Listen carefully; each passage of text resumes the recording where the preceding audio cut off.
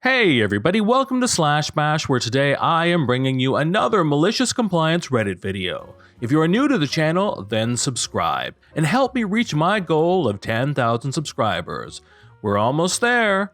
In our first story, when HR cuts the $500 petty cash fund, they don't expect it will cost them 12 grand. Let's jump right in. I worked as a patrol supervisor for a high-end security company.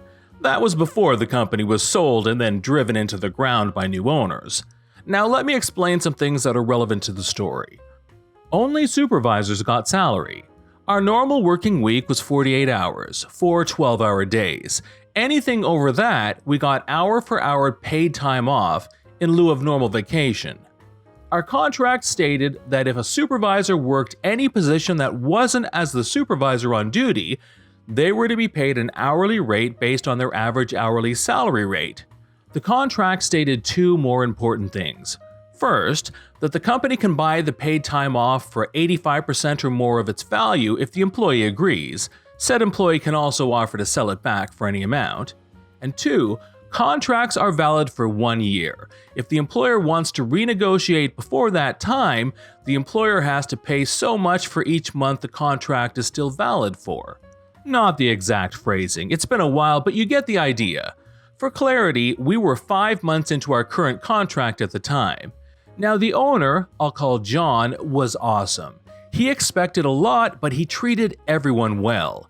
Gave his supervisors almost free rein, made sure officers had the best equipment to protect themselves, and was just generally a good guy. So we didn't give him much flack over little things. Now we asked for, and he gave, the supervisors a discretionary fund for our officers. On most nights we have an on-call officer, some nights we didn't. If we needed to call someone in, we could say, "Hey, come in and work and I'll buy you lunch." Or, "You want to come in but don't have the gas to get to your region and back? Meet me at this gas station and I will buy you some gas." Little things to keep the supervisors from having to work regions and do our jobs, plus it made everyone happy. Normal cost was around $450 to $500 a month, but saved the company thousands. He wanted a low turnover company and found ways to keep experienced people applying and staying with the company. Enter the new HR rep, Mary. Well, she calls a meeting with us supervisors. She has some things she needs to discuss. So the next morning, me and my fellow 2 supervisors show up. On the table was an end to the discretionary fund. It cost the company too much, she said, and stuck to it even after we explained how it saved money. Also, without going into specifics, Mary said we had to work exactly like our employment contract stated, no deviating. Also, any requests for promotions among the officers needed to be approved by her, though to her we were just a payroll number. There were also a bunch of other things designed to put herself between us and John to become our boss. Now, none of us had ever really read the whole contract, so at the end we went over it without her. Turns out there are loopholes we could drive a truck through, but legally valid. Now, we could have taken this to John, but we knew he would say to give it a chance, so we did. Seeing we were salary, our pay period was monthly, 30 days, instead of weekly. We also knew John didn't read certain emails or payroll until the end of the month, so we set out to do exactly as she asked. Stick to the contract. So we each worked our 48 hours and other days of the week. I ended up working 24 days out of that month, my normal 48 hours as a supervisor plus an additional 24 to 36 hours a week as a region patrol officer. Mostly because without our fund, it was getting almost impossible to get people to come in on their days off. We split it up, but I did the majority.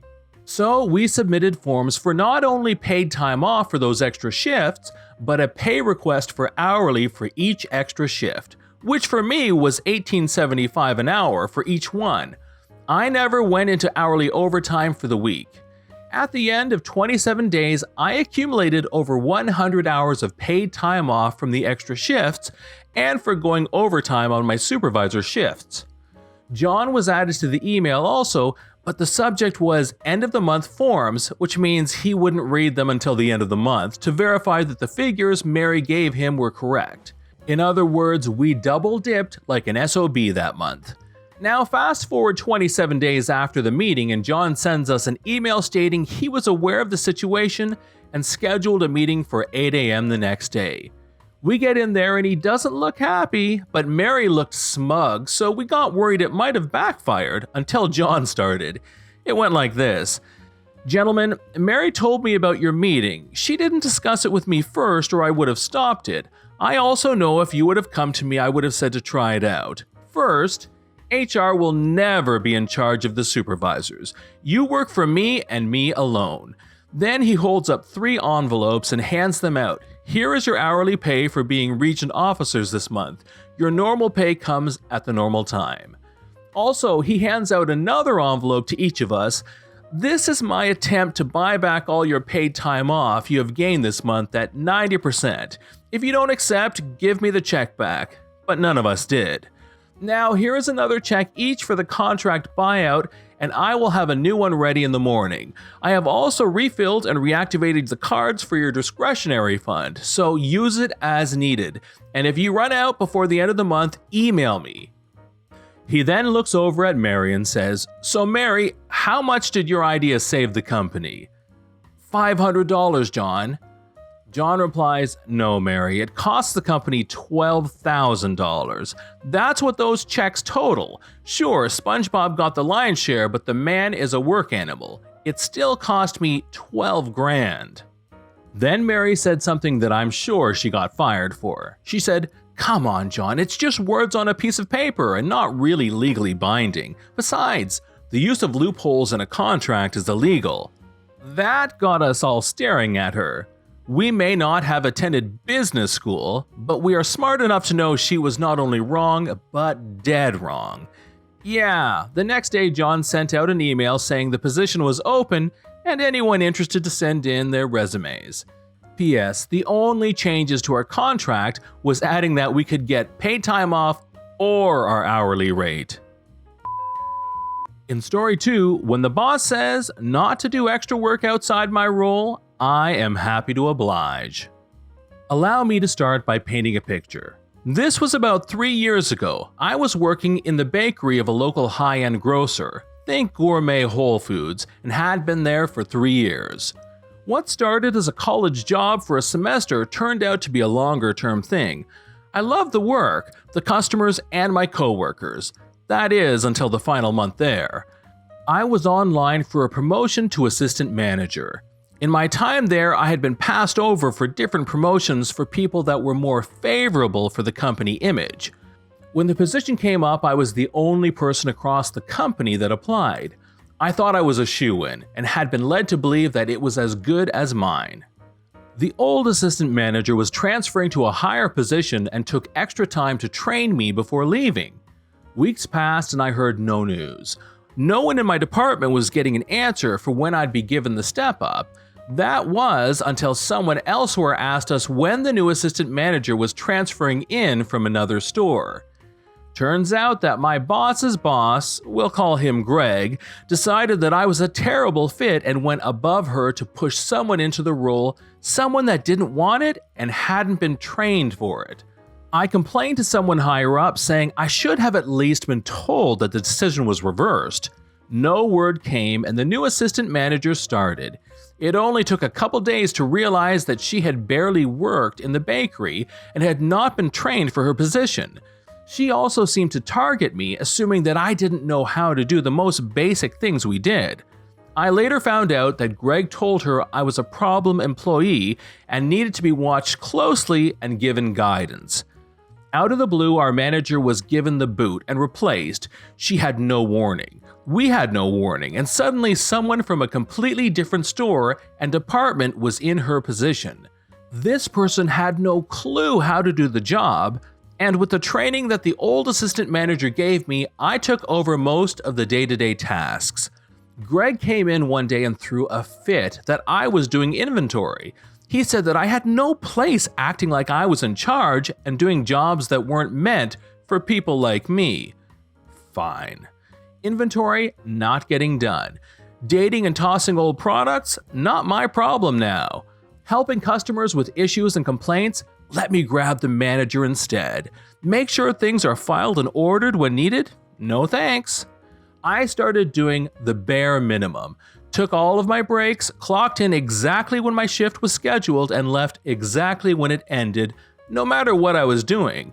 They didn't want me to go outside my station, then I wouldn't. Easy days for me.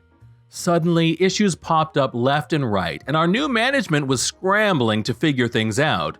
I told them nothing, since it wasn't my place to teach them how to do their jobs. This all came to an end when I was called into a meeting with the store manager. We'll call him Rob. Greg has told me that you've had a lot of issues lately. I bet he has. I'm just doing my job now like he told me to. Well, he told your manager to stop scheduling you after today. He wanted me to tell you. Are you firing me? No. Greg said that you won't be scheduled, but you may be used as an emergency call-in during the holidays. I'm not working, but I'm not fired. This is BS. I agree, but he's above me when it comes to what happens in your department. Alright, I'll finish today, but after that, I'm done. This is some stupid work politics, and I'm not playing this game with him. I kept my word and finished my shift without complaint. As soon as the end hit, I walked away and clocked out. That's when I told my coworkers what had happened during that meeting. I bid them farewell and walked out. The next morning, I was woken up before sunrise by a call from Greg.